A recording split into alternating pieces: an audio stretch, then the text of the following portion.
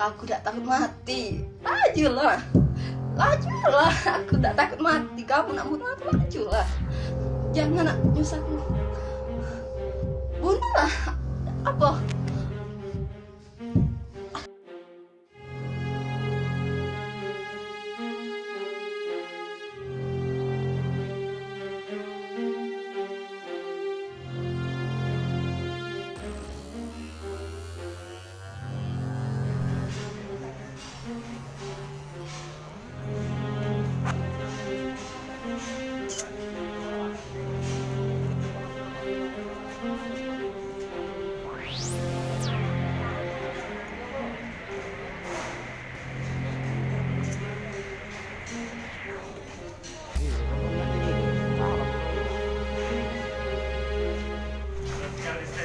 Anjay.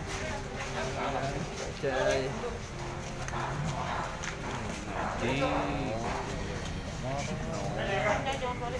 Dari rambutan. Dari mana? Rambutan. Rambutan mana? Rambutan SP. Arah SP Padang. Iya. Aslinya bukan orang Palembang. Ya, dulu saya pernah tinggal di Palembang. Oke. Saya pernah tinggal di Palembang. Dulu orang tua saya pindah ke Rambutan.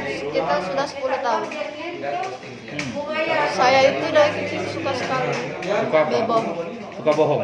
Dari kecil suka bohong. Kenapa? Tidak tahu. Ya. Saya selalu berusaha jujur, tapi yang saya katakan itu bohong.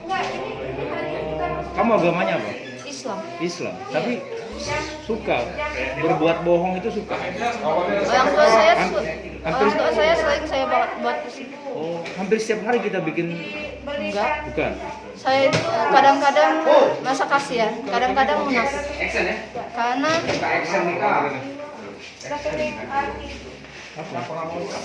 sebenarnya saya juga nggak tahu apa tujuan saya sebenarnya. Oh. Jadi tujuannya nggak jelas. Terus senang-senang suka-suka aja bikin yang pura-pura kayak digantung. Kalau tidak kerja tanya aja sama pacar saya. Saya sering buat ke liputan di rumah saya. Terus sama pacar juga sering bohong berarti?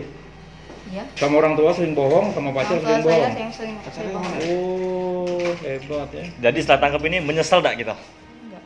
Nggak menyesal. Oh, nggak menyesal. Oke. Pengen bikin lagi berarti ya? Tahu, saya juga nggak tahu kenapa saya nggak nyesel, nggak ada rasa sedih atau Oh, nggak ada rasa sedih. Selama ini kerja dengan saya, perilaku anak itu baik, Pak. Tidak ada masalah, tidak pernah ada masalah dengan rekannya, tidak ada pernah masalah dengan kita sebagai selaku majikannya, selalu aman, Pak. Pak, dia mengatakan bahwa dia diculik itu seperti apa, Pak? Dia mengatakan diculik. Kami informasinya itu pertama kami dapat dari yayasan ya, Pak ya. Kami dapat telepon dari yayasan. Terus pada posisi jam 3:30 sore itu kami mendapatkan kiriman WA dari HP beliau yang berisikan gambar si korban ini sedang disekap. Si Bulan ini sedang disekap, Pak. Ya, Uang sendiri sudah kita siapkan, Pak? uang sendiri belum kita siapkan sama sekali, Pak. Karena kan kita posisi itu lagi minta bantuan dan bimbingan dari pihak polisian, Pak. Kita sempat curiga nggak melihat foto, gambar, segala macam yang dikirim? Mohon maaf, Pak, tolong bilang, Pak. Sempat ada kecurigaan, Pak? Pada saat menerima video. Kita sama sekali tidak ada kecurigaan sama sekali, Pak. Berapa dia minta tebusan itu? Dia minta tebusan ke istri saya itu 50 juta, Pak, melalui WA. Itu dia izin keluar dari rumah sampai akhirnya mengaku diculik, itu alasannya apa? Izinnya apa? Keluar dari Izinnya awalnya tuh dia belanja online, jadi beli HP online, dia ditipu kayak gitu. Dia ditipu, dia mau lapor polisi ya, untuk lapor polisi. Terus kami izinkan lah dia, tapi dikawal supir ya saat itu. Nah, tapi pas dikawal supir, dia diturunkan untuk membuat laporan kepolisian, dia minta ditinggal saat itu. Tiba-tiba dia bilang dia mau pulang sendiri aja. Nah, saat itu kan kami bingung, dia itu kan dari dusun kayak gitu, nggak ngerti apa-apa. Jadi kami positif thinking aja, ini anak ini ngerti nggak sih cara buat laporan kehilangan atau gimana gitu. Nah, dia bilang dia dibawa kemana-mana, ke bank lah buat mutasi rekening lah segala macam, dia nggak ngerti apa-apa, Pak. Tolong saya pusing dibawa ke sana kemari. Dia laporan, dia pusing. Apa saya pulang aja, Pak ya? Karena prosesnya panjang katanya kayak gitu. Terus HP-nya nggak aktif tiba-tiba ya, kami shock lah kenapa HP nggak bisa dihubungin kayak gitu. Tiba-tiba jam 3:30 ya, Jam 3 kita jam terima 3 telepon dari yayasan. ya terima telepon dari yayasan. Telepon dari yayasan, Bu Nani itu bilang dia udah disekap, Bu, Iya. tolong udah disekap dan posisi tangan terikat dan mulutnya disumpal. Iya, Bu Jadi Nani kami ngasih panik lah. kiriman Pak, rutin. Itu dari yang kita posisi dari kita laporan di Kamboja. Itu terakhir kita laporan di Kamboja itu 4:30, terus ditelepon sama Bu Nani suruh kita ke Polda. Itu jam 4:30 sampai posisi kita jam berapa? Sampai jam 12 malam kita itu si pelaku itu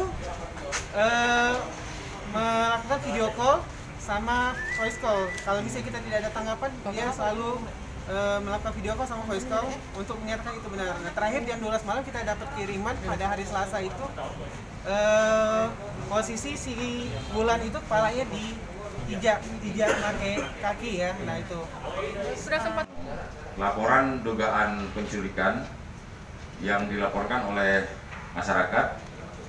Pada saat itu yang melaporkan adalah majikan dari terduga korban, dan pada tanggal 14 laporan dibuat, kita langsung bergerak. Pada siang hari kita bergerak karena dalam laporan itu ada percakapan yang mengancam jiwa dari korban, kemudian meminta uang tebusan.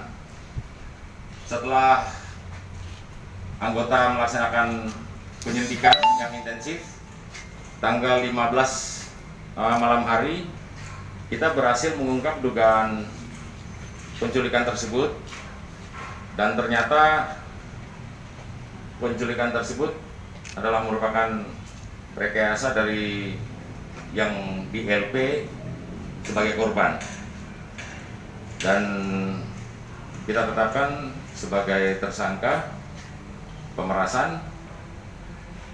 Kemudian ada 3 pelaku, MW sebagai otak pelaku, kemudian D yang membantu, dan N atau N ya. Kemudian 1 masih di bawah umur 15 tahun, salah satu tersangka. Mungkin akan kita lakukan diversi karena di bawah umur. Yang 2 karena sudah cukup umur akan mempertanggungjawabkan perbuatannya sesuai hukum yang berlaku. Dari hasil kerja anggota, kita juga menyita beberapa barang bukti, adalah HP untuk merekam dan mengirim gambar yang mungkin sempat tersebar di masyarakat. Kemudian sepatu Fila, sepatu merek Fila yang pada foto yang dikirim itu menginjak leher atau rahang korban. Kita cocokkan dengan gambar dan kita temukan. Kemudian tali yang digunakan seakan-akan korban digantung oleh tersangka. Kemudian ada juga pisau yang dalam video kemudian kepalanya seperti dibentur-benturkan, kemudian lehernya mau diancam dengan pisau ini. Ini juga kita berhasil dapatkan dan kita sita. Paket yang digunakan pelaku yang ada dalam video bersama celana jeans untuk menghubungi. Jadi yang bersangkutan pelaku menghubungi majikan dan minta uang tebusan, kemudian menghubungi agen atau yayasan penyalur tenaga kerja meminta tebusan juga, dan menghubungi pacarnya ekonomi. Tetapi kita masih perdalam lagi, mungkin ada motif yang lain. Sudah sempat ditransfer sebanyak 700 ke rekening tertentu yang sudah kita lacak juga. Semuanya masih ada hubungan saudara, sepupu. Seperti yang saya sampaikan tadi bahwa otak pelaku idenya adalah dari yang dilaporkan sebagai korban dalam laporan polisi, dan setelah kita ungkap ternyata dia memang otaknya membuat rekayasa seakan-akan dirinya diculik dan minta uang tebusan.